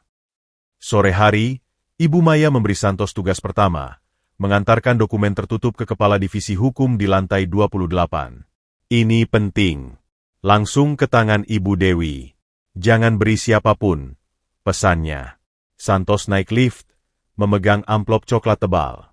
Di dalam lift, seorang pria berbadan tegap dengan kemeja biru masuk. Dia memandang Santos, lalu ke ID card-nya. "Oh, Anda yang baru," katanya. "Selamat ya. Kabarnya Anda dapat apartemen dinas juga? Yang di Sudirman Residence." Santos mengangguk. "Hati-hati." "Bagus. Tempatnya nyaman. Kebetulan, saya tinggal di blok seberang. Mungkin suatu saat bisa kopi darat." Pria itu mengulurkan tangan. "Saya Anton, dari internal audit." Mereka berjabat tangan. Tapi saat lift terbuka di lantai 20 dan Anton keluar, dia tanpa sengaja, atau sengaja, menyenggol tangan Santos. Sebuah kertas kecil tertinggal di genggaman Santos. Setelah Anton pergi, Santos membuka kertas itu. Hanya satu kalimat tercetak rapi, "Albert ingin bertemu. Mall Pondok Indah, food court, besok jam 1 siang. Datang sendiri. Kalau tidak, foto adikmu yang ini akan tersebar." Di bawahnya, ada foto print hitam putih Sari, adiknya, sedang turun dari angkutan desa. Wajahnya jelas. Tangan Santos gemetar. Mereka tahu di mana apartemennya. Mereka tahu jadwal adiknya. Dan sekarang, mereka di dalam perusahaan ini. Dia menyimpan kertas itu, lalu melanjutkan perjalanan dengan langkah gontai. Saat menyerahkan dokumen ke Ibu Dewi, Kepala Divisi Hukum yang tegas, dia hampir tidak mendengar ucapan terima kasihnya. Sepulangnya ke apartemen, Santos duduk di lantai, memandangi foto adiknya. Dia sudah menelepon ibunya tadi siang, memastikan ada 2 orang tidak dikenal yang menjaga dari kejauhan. Tapi ancaman itu nyata. Ponselnya berdering. Pesan dari nomor tak dikenal. "Besok. Jangan coba-coba kasih tahu siapa-siapa. Kami awasi." Dia menatap kartu karyawannya yang tergeletak di atas meja. Gelar, staf khusus CEO, terasa seperti lelucon pahit. Dunia baru ini bukan hanya asing. Dunia ini berbahaya. Setiap senyuman bisa jadi kedok. Setiap jabat tangan bisa membawa ancaman. Dan besok, dia harus membuat pilihan. Melanggar kepercayaan Istabik dengan menemui Albert, atau mempertaruhkan keselamatan adiknya. Hari pertamanya di Kerajaan Kaca berakhir bukan dengan harapan, tapi dengan jerat yang mengikatnya semakin erat. Kehidupan barunya yang seharusnya indah, ternyata adalah labirin tanpa peta, di mana setiap belokan bisa menjebaknya lebih dalam. Malam itu, Santos tidak bisa tidur. Bayangan foto hitam putih adiknya menari-nari di depan mata setiap kali dia memejamkan mata. Bunyi AC, derit lantai kayu, bahkan suara elevator dari koridor. Semuanya seolah menjadi bagian dari pengawasan yang mengintainya. Dia mencoba menelepon pengawal yang ditugaskan menjaga keluarganya di Cianjur. Pria di seberang telepon, yang memperkenalkan diri sebagai Ari, meyakinkan bahwa semuanya aman. Tapi bisakah dia mempercayai siapapun? Pagi hari, dia bangun dengan kepala berat. Dia mengenakan kemejanya yang lain, rasa kaku kain barunya masih terasa asing. Di lift menuju lobi, dia bertemu dengan seorang wanita paruh baya yang tersenyum ramah. "Pagi, baru pindah ya?" tanyanya. Santos hanya mengangguk singkat, waspada. Apakah dia juga mata-mata Albert? Ibu Maya sudah menunggu di lobi. "Hari ini, Bapak Istabik ingin Anda duduk di beberapa rapat internal sebagai observer. Tidak perlu bicara, cukup perhatikan dan catat kesan Anda." Dia menyerahkan tablet tipis. Semua jadwal dan dokumen pendukung ada di sini. Santos menerimanya, merasa seperti memegang benda asing. "Bu Maya, apa ada kemungkinan masih ada orang Albert di dalam yang berbahaya?" Ibu Maya memandangnya lama. "Kemungkinannya selalu ada, Santos. Tapi Bapak Istabik sedang melakukan pembersihan diam-diam. Itu sebabnya beliau butuh mata dan telinga baru yang tidak terikat pada klik manapun. Itu Anda." Dia menepuk bahu Santos. "Percayalah, Anda lebih aman di sini dengan kami daripada sendirian di luar." Tapi ancaman pertemuan dengan Albert di Mall Pondok Indah hari ini menggantung seperti pedang di atas kepalanya. Jam 1 siang. Dia harus membuat keputusan sebelum itu. Rapat pertama adalah rapat strategi pemasaran untuk produk baru. Di ruang rapat berpanel kayu dengan layar raksasa, Santos duduk di kursi belakang, berusaha tak mencolok. Rena, yang duduk di seberang, memberinya senyuman kecil yang menenangkan. Manajer-manajer dengan PowerPoint yang memukai berbicara tentang market penetration, brand positioning, dan customer engagement. Santos mencatat di tabletnya, tetapi pikirannya melayang. Bagaimana caranya membatalkan pertemuan dengan Albert tanpa membahayakan Sari? Di tengah rapat, seorang pria dari divisi riset pasar, yang duduk 2 kursi di sebelahnya, tanpa melihat, menggeser secari kertas ke arah Santos. Di atasnya tertulis, "Lift barang di basement parkir lantai B3, jam 12.45. Bawa catatan rapat ini. Jangan pakai alat komunikasi perusahaan." Santos menatap kertas itu, darahnya mendingin. Mereka bahkan berani menyampaikan pesan di tengah rapat. Dia melirik pria itu, tapi dia sudah fokus ke layar seolah tak terjadi apa-apa. Dengan tangan gemetar, Santos menyelipkan kertas itu ke dalam saku. Rapat berakhir pukul 11.30. Ibu Maya mendekatinya. "Bagaimana? Pusing?" "Sedikit, Bu," jawab Santos. "Boleh saya izin ke toilet sebentar?" "Tentu." Rapat berikutnya jam 1 di lantai 20. Jam 12.45. Dia punya waktu sedikit lebih dari 1 jam. Di toilet, dia mengunci diri di bilik. Dia mengeluarkan kertas itu lagi. Lift barang di B3. Itu area sepi, tanpa CCTV yang memadai, katanya. Apakah dia harus pergi? Atau melapor sekarang? Tapi jika dia melapor dan Albert tahu, ancaman terhadap Sari bisa jadi nyata. Dia mengambil napas dalam-dalam, lalu mengirim pesan teks ke nomor pengawal keluarganya di Cianjur dari ponsel pribadinya. "Tolong jaga ketat adik saya Sari hari ini. Ada ancaman spesifik. Laporkan setiap yang mencurigakan." Balasan cepat, "Disiapkan. Ada 2 orang kami di sekolahan dan rute pulang." Tenang. Sedikit lega, tapi tidak cukup. Dia harus menemui Albert, tapi tidak sendirian, dan tidak tanpa persiapan. Jam 12.40. Santos turun ke lantai B3 menggunakan lift umum. Area parkir basement terasa lembab dan sunyi, hanya terdengar dengungan mesin pendingin dan suara mobil jauh. Lift barang berada di ujung, dekat ruang penyimpanan. Dia berjalan perlahan, setiap langkahnya bergema. Dia tidak membawa catatan rapat. Sebagai gantinya, Di sakunya ada ponsel pribadi yang sedang merekam suara, diselipkan dengan lubang mikrofon menghadap keluar. Itu satu-satunya senjata yang dia punya. Lift barang itu tua, pintunya dari besi bergerigi. Saat dia mendekat, pintunya tiba-tiba terbuka. Bukan Anton yang muncul, tapi seorang wanita yang dikenalnya. Salah satu resepsionis di lobi kemarin, Chandra. Wajahnya yang cantik sekarang dingin dan tak bersahabat. Masuk. Cepat. Desisnya. Santos terkejut. Bahkan resepsionis pun terlibat. Dia masuk ke dalam lift yang sempit dan pengap. Chandra menekan tombol untuk lantai B5, basement paling bawah yang biasanya tidak digunakan. Ponselnya. Perintah Chandra. Apa? Ponsel. Semuanya. Sekarang.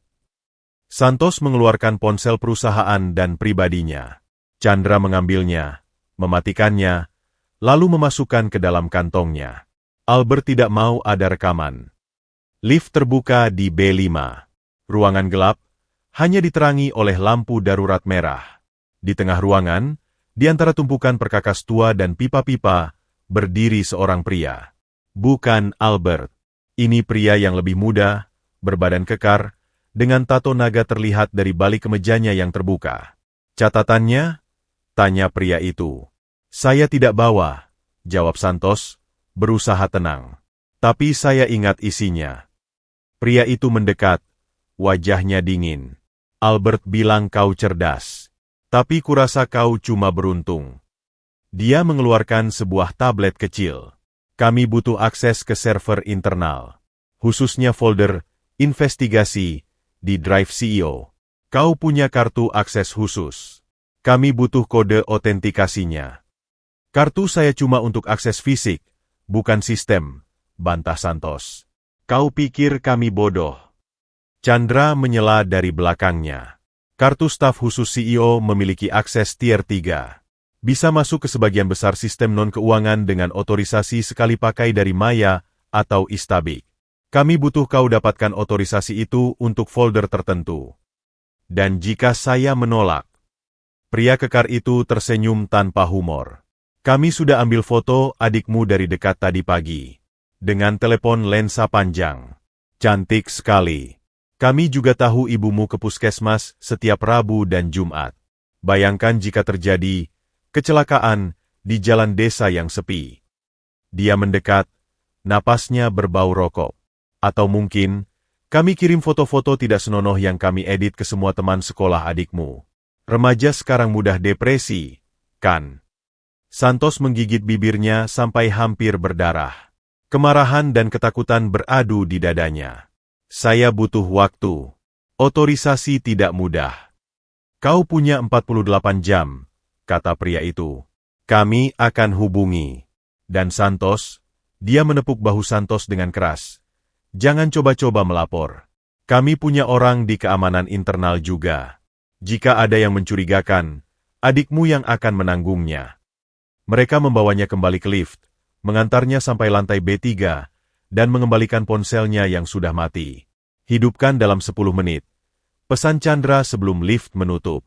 Santos berdiri di parkiran yang sunyi, tubuhnya gemetar.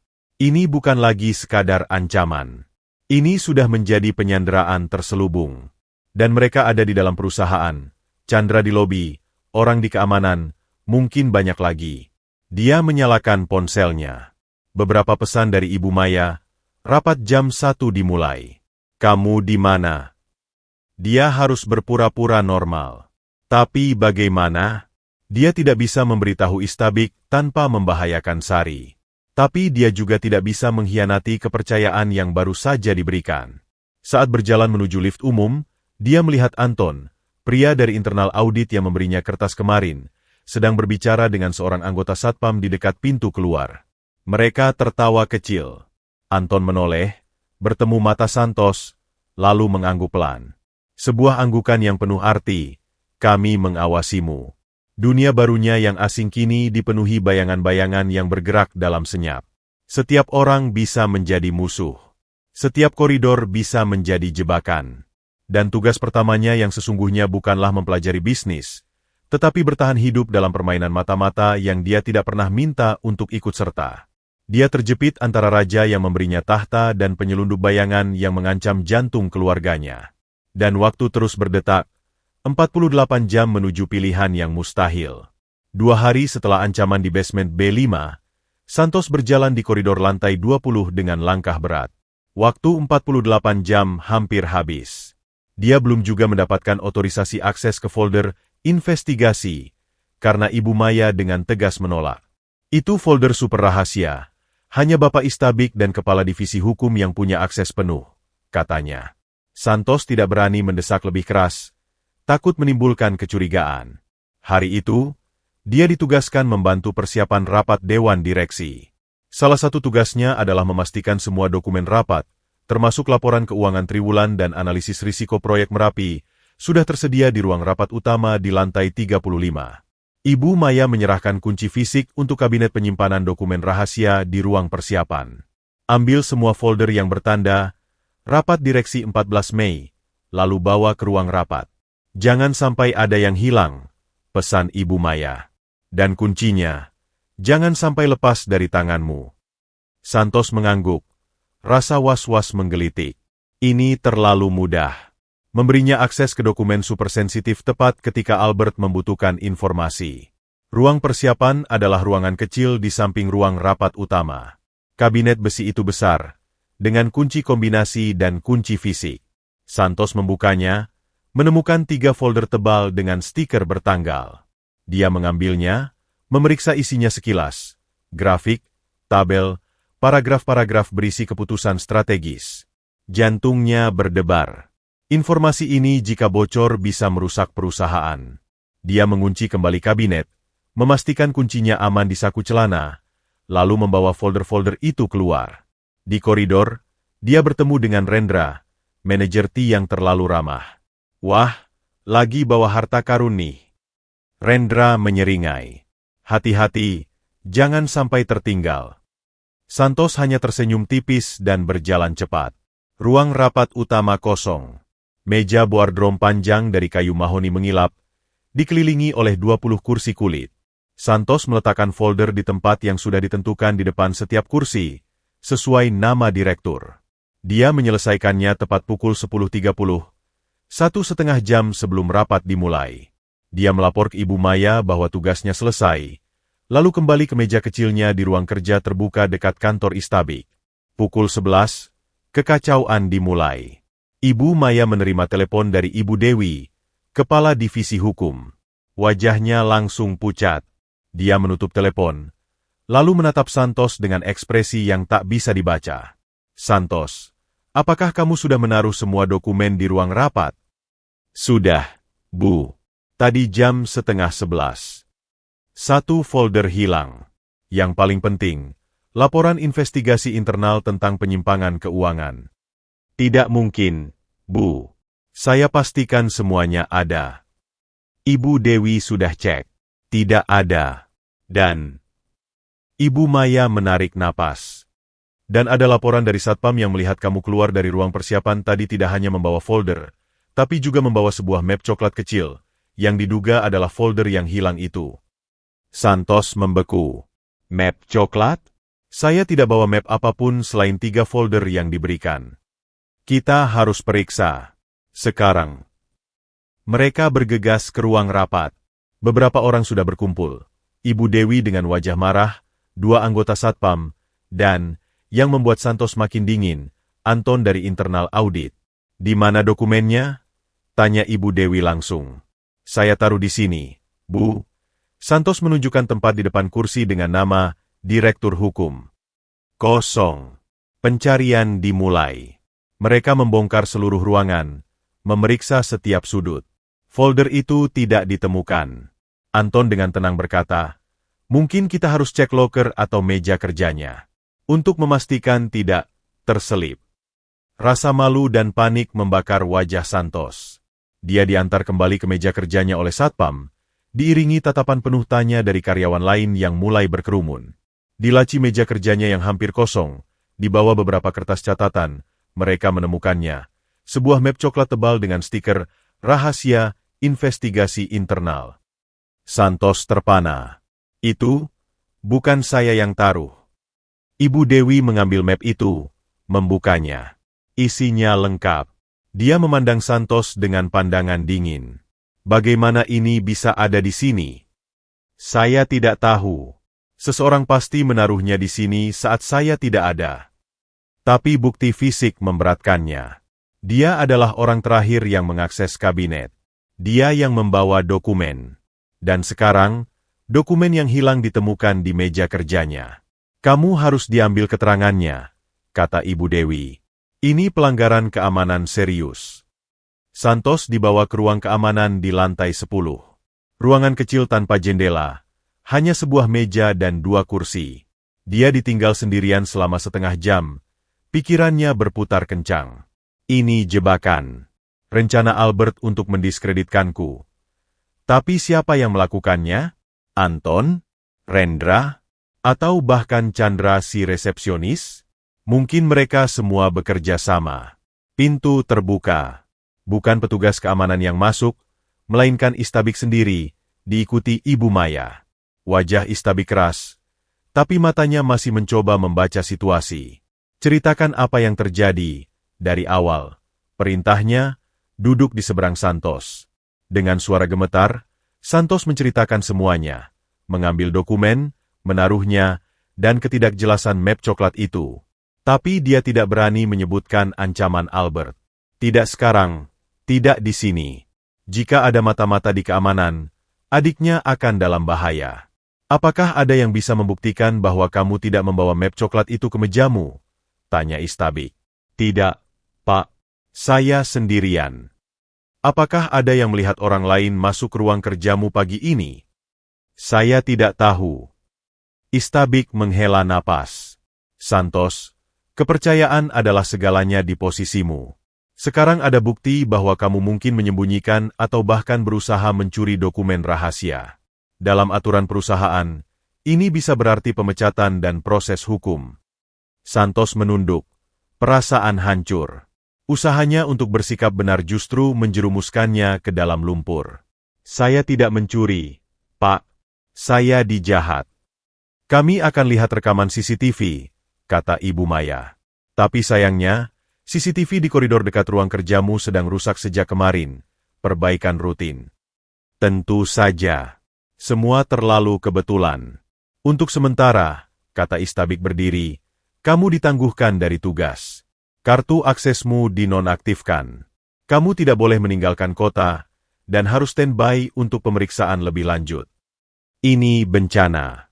Tanpa akses, tanpa kepercayaan, dia tidak bisa membantu siapapun, baik Istabik maupun keluarganya sendiri. Dan Albert pasti akan menggunakan ini untuk memaksanya bekerja lebih keras. Sebelum pergi, Istabik menatapnya sekali lagi. Saya ingin mempercayaimu, Santos. Tunjukkan pada saya bahwa saya tidak salah. Setelah mereka pergi, Santos dibiarkan sendiri lagi. Ponselnya diambil untuk diperiksa. Dia duduk di ruangan sunyi, merasa dinding semakin mendekat. Jebakan itu sempurna. Dia terjepit. Di mata perusahaan, dia pengkhianat potensial. Di mata Albert, dia budak yang gagal. Dan di matanya sendiri, dia adalah korban yang tidak berdaya. Pintu terbuka lagi. Seorang petugas keamanan membawakan air mineral. Saat menyerahkan gelas, dia berbisik cepat. Albert bilang, ini peringatan. Lain kali, lebih kooperatif. Atau jebakan berikutnya akan lebih buruk. Petugas itu pergi, meninggalkan Santos dengan getaran ketakutan dan kemarahan yang meluap. Ini baru permulaan. Dan dia sudah terjatuh di babak pertama. Dunia barunya yang rapuh sekarang retak berkeping-keping. Dan dia harus mencari cara untuk menyatukannya kembali, sebelum semuanya hancur tak terselamatkan. 3 hari dalam penangguhan. 3 hari di mana Santos terkurung dalam apartemen dinasnya, diawasi oleh satpam perusahaan di luar pintu, bukan untuk melindungi, tapi untuk memastikan dia tidak melarikan diri. Kartu aksesnya mati. Ponselnya dikembalikan setelah diperiksa bersih, tapi setiap panggilan dan pesannya mungkin dipantau. Dia merasa seperti tahanan rumah. Pada hari kedua, sebuah pesan anonim masuk ke email pribadinya. Peringatan pertama sudah. Sekarang, 24 jam lagi untuk dapatkan akses folder investigasi. atau adikmu akan mengalami kecelakaan di perjalanan pulang sekolah. Dilampirkan foto Sari yang sedang tertawa dengan teman-temannya di gerbang sekolah, diambil dari kejauhan dengan lensa telefoto. Keringat dingin membasahi tubuh Santos. Dia harus bergerak. Tapi bagaimana? Tanpa sumber daya, tanpa kepercayaan siapapun. Kemudian, pada sore hari ketiga, bel apartemennya berbunyi. Di monitor pintu, dia melihat Rena, wanita dari divisi pemasaran yang ramah itu, berdiri dengan membawa sebuah tas kertas berlogo bakery terkenal. "Boleh masuk?" tanya Rena melalui interkom. "Bawakan kamu roti, biar nggak stres sendirian." Santos ragu. Apa ini jebakan lain? Tapi wajah Rena terlihat tulus. Dia membuka pintu. "Jangan khawatir, saya bilang ke satpam di bawah kalau saya teman dari kantor yang mau menengok," kata Rena masuk, meletakkan tas di meja kecil. "Dengar kamu kena masalah. I believe you." 4 kata itu seperti oksigen di ruang hampa. "Kenapa kamu percaya?" tanya Santos lemas. "Karena saya lihat caramu di kantor. Kamu bukan tipe yang serakah. Kamu terlihat selalu waspada, seperti orang yang dikejar, bukan yang mengejar." Rena duduk, memotong roti coklat. "Dan karena saya pernah diperlakukan sama oleh klik lama Albert dulu." Santos menatapnya. "Kamu kenal Albert?" "Semua orang yang lama di sini kenal. Dia dulu punya jaringan kuat. Saya pernah hampir dipecat karena menolak memanipulasi data riset pemasaran atas perintahnya." Rena menyeruput teh yang dia bawa sendiri. "Saya selamat karena Ibu Maya kebetulan menemukan bukti bahwa data asli saya benar. Tapi banyak yang tidak seberuntung saya. Mereka yang melawan, hilang satu persatu. Harapan kecil mulai tumbuh. Jadi kamu percaya saya dijahat?" "Sudah jelas. Tapi kita butuh bukti." Rena menatapnya serius. "Kamu punya ide siapa yang mungkin menaruh dokumen itu di mejamu?" Santos memikirkan Anton, Rendra, Chandra. Tapi dia tidak punya bukti. Lalu, sesuatu terlintas. CCTV di koridor dikatakan rusak. Tapi, apakah mungkin ada CCTV lain yang belum mereka ketahui? Atau yang tidak tercatat di log perbaikan? Rena berpikir, mungkin ada.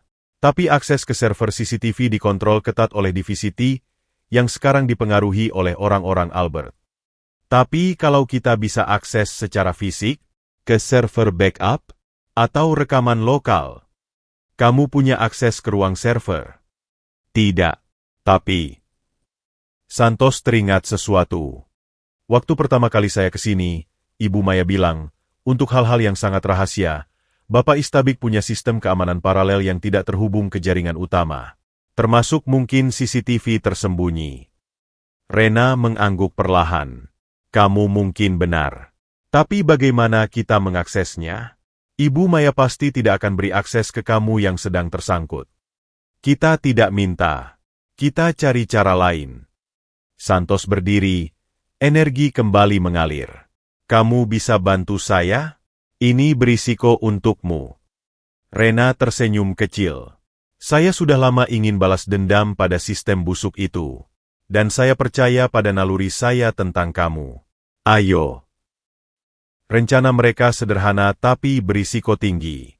Rena akan menggunakan aksesnya sebagai asisten manajer untuk masuk ke arsip lama di lantai basement, di mana diagram denah dan spesifikasi sistem keamanan lama mungkin masih tersimpan. Sementara Santos, meski kartu aksesnya dinonaktifkan, masih ingat kode akses sementara yang diberikan Ibu Maya dulu untuk lift barang, kode yang mungkin belum dicabut. Malam itu, mereka menyusup ke kantor.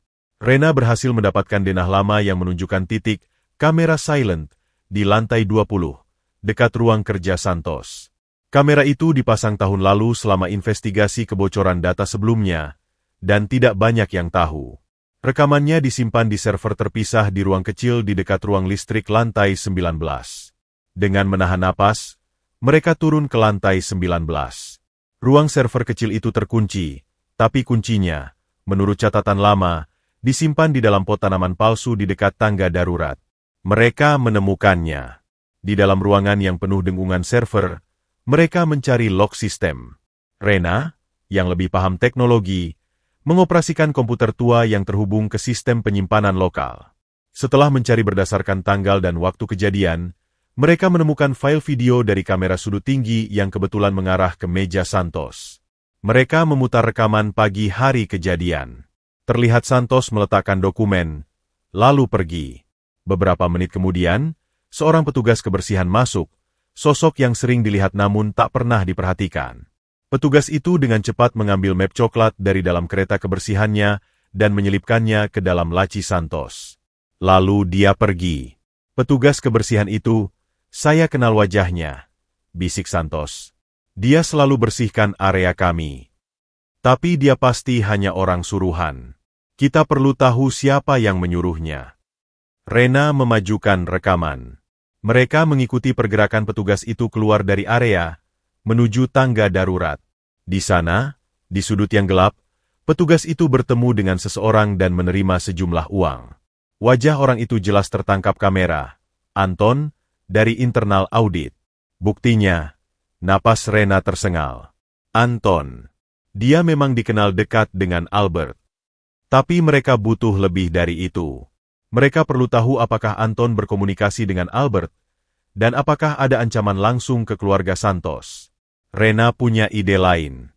Anton sering meninggalkan komputer kantornya tidak terkunci saat ke pantry. Jika kita bisa akses email atau chatnya. Ini lebih berisiko lagi. Tapi waktu hampir habis. Ancaman 24 jam untuk adik Santos. Keesokan paginya, Rena melakukan pengintaian. Anton memang punya kebiasaan meninggalkan komputernya sekitar jam 10 pagi untuk mengambil kopi. Dengan bantuan seorang teman di divisi yang sama yang juga membenci korupsi internal, Rena mengalihkan perhatian Anton lebih lama, sementara Santos, yang menyamar dengan seragam tukang kebun yang Rena pinjam dari bagian General Affairs, masuk ke ruangan internal audit yang sepi. Dengan cepat, dia duduk di depan komputer Anton yang masih menyala. Dia membuka aplikasi chat internal perusahaan. Anton tidak logout. Dan di sana, percakapan terbuka dengan kontak bernama AT. Inisial Albert Tanujaya. Percakapannya menjijikan. Anton melaporkan bahwa jebakan berhasil, si anak desa sudah dijepit. Dan dari AT, bagus. Sekarang tekan dia untuk akses folder investigasi. Jika tidak, eksekusi rencana B dengan keluarganya. Foto-foto sudah siap. Santos dengan gemetar mengambil ponselnya dan memotret layar. Dia juga melihat sebuah file berjudul Rencana B, Kecelakaan di Jalan Cianjur PDF. Dia membukanya. Isinya rincian mengerikan. Rencana untuk menyebabkan kecelakaan truk dengan angkutan desa yang biasa ditumpangi Sari. Santos memotret semuanya. Tiba-tiba, langkah kaki terdengar. Santos cepat-cepat menutup semua tab. Lalu berpura-pura membersihkan tanaman di dekat jendela saat Anton masuk. "Kamu siapa?" tanya Anton curiga. "Dari General Affairs, Pak."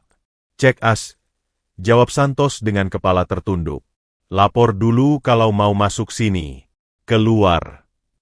Santos keluar dengan jantung berdebar kencang. Tapi di sakunya, ponsel berisi bukti-bukti yang bisa menyelamatkannya dan keluarganya. Dia dan Rena bertemu di tempat aman, musola di lantai 18. Mereka memeriksa foto-foto. "Ini lebih dari cukup," kata Rena. "Tapi kita harus langsung ke Bapak Istabik. Sekarang juga. Sebelum mereka tahu kita dapatkan ini." Tapi masalahnya, bagaimana bertemu Istabik? Dengan status ditangguhkan, Santos tidak bisa naik ke lantai eksekutif. Dan Ibu Maya mungkin masih ragu. Rena memiliki solusi. Ada rapat darurat Dewan Direksi sore ini mengenai kebocoran data. Bapak Istabik pasti hadir. Kita bisa sergap di luar ruang rapat. Dan itulah yang mereka lakukan. Saat Istabik keluar dari ruang rapat untuk ke toilet, Santos dan Rena menghampirinya. Wajah Istabik awalnya berkerut melihat Santos. "Pak, ini bukti bahwa saya difitnah," kata Santos cepat, membuka foto-foto di ponselnya. "Dan ini ancaman pada keluarga saya. Anton bekerja untuk Albert." Istabik melihat rekaman CCTV petugas kebersihan, percakapan chat, dan rencana kecelakaan untuk Sari. Wajahnya berubah merah lalu pucat. Amarah yang dingin dan berbahaya menyala di matanya. Apakah ada yang lain? Tanyanya, suaranya rendah. Mereka minta akses ke folder investigasi, Pak. Itu targetnya, jawab Santos. Istabik mengangguk perlahan. Baik, kalian berdua, ikut saya. Dia berbalik, tidak masuk kembali ke ruang rapat, tapi berjalan menuju ruang kerjanya. Langkahnya mantap, penuh wibawa yang menggetarkan. Santos dan Rena saling pandang. Pertempuran mungkin baru akan dimulai, tapi setidaknya sekarang, mereka tidak sendirian. Mereka telah menemukan sekutu, dan yang terpenting, mereka telah menemukan bukti. Dan dengan bukti itu, mereka akan melawan balik. Ruangan kerja Istabik sunyi, hanya terdengar desis halus AC dan ketukan jari Istabik di atas meja kayu gelap. Wajahnya bagai patung granit, keras, tak terbaca, namun mata berapi-api itu memancarkan kekuatan yang menegangkan. Maya, suaranya memecah kesunyian, membuat Ibu Maya yang berdiri di dekat pintu menegak. Panggil Anton ke sini. Sekarang. Dan siapkan tim keamanan internal terpercaya. Jangan beritahu siapapun. Ibu Maya mengangguk cepat dan keluar. Istabik kemudian menoleh ke Santos dan Rena. Kalian menunggu di ruang side meeting. Jangan keluar sampai saya panggil. Ruang side meeting itu kecil, dengan dinding kaca buram. Mereka bisa melihat bayangan-bayangan bergerak di luar, tapi tak bisa mendengar suara. Santos merasa jantungnya hampir meledak. Rena memegangi tangannya dengan erat. Tenang, kita sudah bawa bukti. Tidak lama kemudian, Anton masuk ruang kerja Istabik dengan langkah percaya diri, senyum tipis menghiasi bibirnya. Dia bahkan tak curiga, mungkin mengira ini tentang laporan investigasi biasa. Tapi begitu pintu tertutup, atmosfer berubah. Duduk, Anton, kata Istabik, tanpa menawarkan jabat tangan. Suaranya datar, namun bergetar halus. Anton duduk, masih tersenyum. Ada apa, Pak? Rapat dadakan. Kau kenal Albert Tanujaya? Senyum Anton sedikit kaku. Tentu, Pak. Mantan Direktur Keuangan. Saya pernah bekerja di bawahnya. Masih berkomunikasi? Jarang, Pak. Sejak dia keluar, tidak lagi. Istabik mengangkat tablet di tangannya, menekan satu tombol. Di layar besar di dinding, terpampang foto percakapan chat yang diambil Santos tadi. Wajah Anton berubah pucat seketika. Ini palsu, Pak. Ini rekayasa. Protesnya, namun suaranya mulai goyah. Lalu ini. Istabik mengganti gambar ke rekaman CCTV petugas kebersihan yang menyelipkan dokumen. Saya tidak tahu tentang itu. Mungkin orang itu bertindak sendiri. Dan ini, gambar berikutnya adalah rencana kecelakaan untuk Sari, dengan catatan dari Anton. Setuju, eksekusi jika tidak kooperatif. Anton terdiam. Nafasnya memburu. Keringat mengucur deras di pelipisnya. Saya dipaksa, Pak. Albert mengancam keluarga saya juga. Jangan kau tambah kebohonganmu. Suara Istabik mengeras, memotong ruangan seperti pedang. Kau punya pilihan untuk melapor padaku. Tapi kau pilih jadi kaki tangan pengkhianat yang mau menghancurkan perusahaan ini. Kau jebak orang yang justru menyelamatkan kita. Istabik berdiri, menatap Anton dari balik meja. Mulai hari ini, kau tidak lagi karyawan grup Istabik. Tim hukum akan menyiapkan gugatan perdata dan pidana untuk pengancaman, konspirasi, dan upaya pembocoran rahasia perusahaan. Dan kau bisa pastikan, Albert akan menyusul. Anton tergagap, mencoba berdiri tapi lututnya gemetar. Tolong, Pak, saya punya anak 2. Santos juga punya adik yang hampir kau celakakan, jawab Istabik dingin. Keamanan, bawa dia keluar. 2 orang anggota keamanan internal masuk, menggandeng Anton yang lunglai. Senyum percaya diri itu sudah hilang, digantikan oleh kekalahan mutlak. Setelah Anton dibawa pergi, Istabik memanggil Santos dan Rena kembali. Wajahnya masih serius, tapi ada kelembutan di matanya ketika memandang Santos. Kau berdua mengambil risiko besar, tapi itu menunjukkan keberanian dan loyalitas yang langka. Lalu, khusus kepada Rena, Terima kasih. Kenaikan jabatan dan bonus akan menyusul untukmu. Rena tersenyum lega. Terima kasih, Pak. Saya hanya melakukan apa yang benar. Istabik kemudian berjalan menghadap jendela raksasa, memandang kota di bawah. Besok akan ada rapat seluruh kepala divisi. Dan di sana, dia menoleh ke Santos. Kau akan hadir. Sebagai bagian dari solusi, bukan masalah. Keesokan harinya, ruang rapat utama lantai 35. Semua kepala divisi hadir, termasuk beberapa yang sebelumnya meragukan Santos. Suasana tegang. Mereka sudah mendengar kabar tentang pemecatan Anton, tapi detailnya masih gelap. Istabik berdiri di podium. Beberapa hari terakhir, perusahaan kita diguncang upaya pengkhianatan dari dalam. Tapi hari ini, kita tidak akan bicara tentang pengkhianat. Kita akan bicara tentang penyelamat. Dia menunjuk ke arah Santos yang duduk di baris depan, di samping Rena.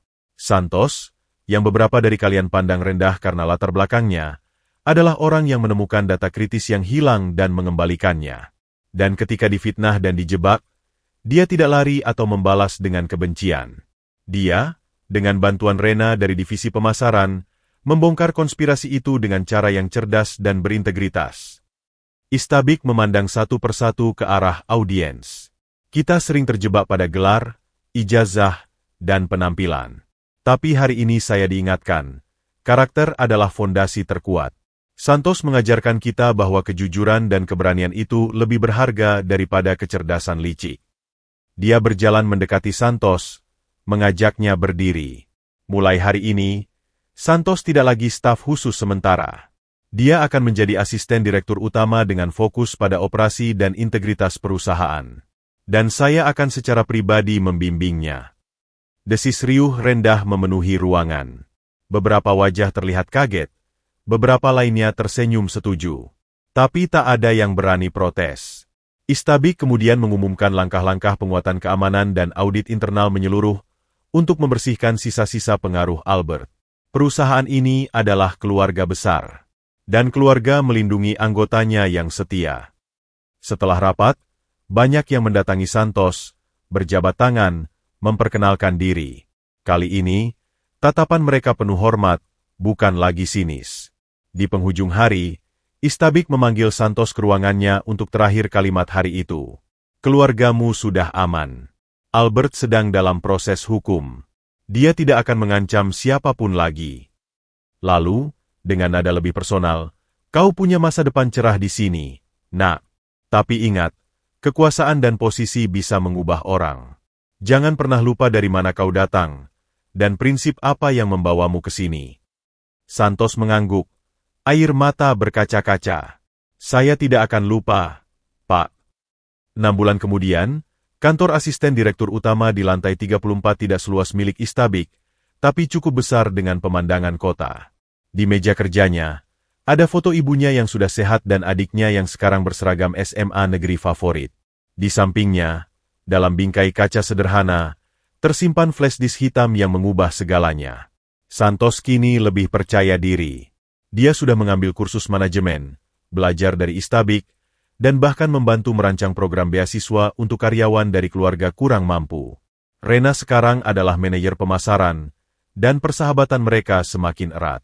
Di sudut ruangan, ada pot tanaman kecil pemberian Ibu Maya. Agar kamu ingat untuk terus tumbuh, katanya. Suatu sore, Istabik masuk tanpa mengetuk. Sudah siap? Hari ini kita ada pertemuan dengan investor dari Singapura. Kau yang akan presentasi bagian integritas operasional. Santos tersenyum, mengambil tablet dan dokumennya. Siap, Pak. Mereka berjalan berdampingan ke lift. Sesekali, Santos masih merasakan getaran ketakutan lama, bayangan ancaman di kegelapan. Tapi dia kini tahu, dia tidak sendirian. Dia memiliki sekutu, memiliki tujuan, dan yang terpenting, dia tetap setia pada prinsip yang membawanya hingga ke sini. Dari anak kernet miskin di angkot yang berdebu, menjadi tangan kanan salah satu konglomerat terbesar di negeri ini. Perjalanannya panjang, berliku, dan penuh bahaya. Tapi setiap kali ragu, dia hanya perlu memandang flash disk di dalam bingkainya, dan mengingat kata-kata ibunya. Jalan yang lurus, nak, biar tidur nyenyak. Dan malam itu, seperti malam-malam terakhirnya, Santos tidur dengan nyenyak. Mimpi buruk telah digantikan oleh mimpi-mimpi tentang masa depan. Masa depan di mana dia tak hanya sukses, tapi juga berarti bagi orang lain. Perjalanan belum berakhir, tapi babak terkelam sudah dilewati. Dan cahaya di ujung terowongan itu, kini adalah miliknya.